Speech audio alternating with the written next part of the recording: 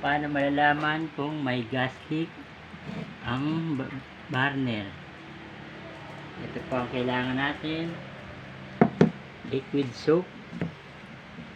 Ito po yung C40 burner. Low pressure. Ito po yung gas cock. Ito po yung, dito po yung controller ng LPG. Ito na po yung low pressure regulator. At ito po yung M-gas type na 11 kg. Bubuksan ko na po. Yan, may gas na po yan. Patakalan po natin yung dugtungan. Pag bumula po yan, may leak. Yan na po tayo ng sandali. Po. Yan po natin ng sandali.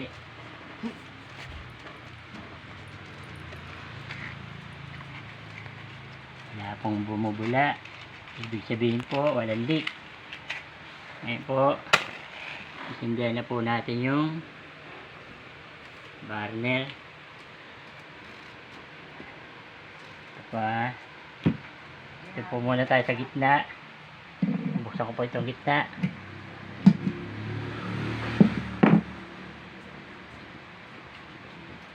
Ayan po.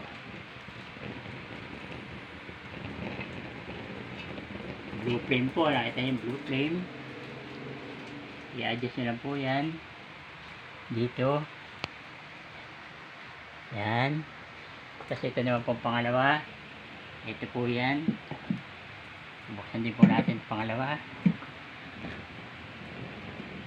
Yan po. Po ha. Blue flame din po.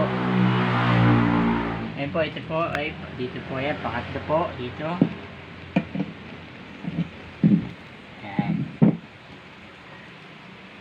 I-adjust na lang po dito yan, para sa air, hangin. Ayan po, meron po rito maliit na leak. Ito po, may bula. Huwag nyo na pong gagamitin yan. Tumawag na po kayo ng technician. Huwag nyo pong gagawin itong gagawin ko ha.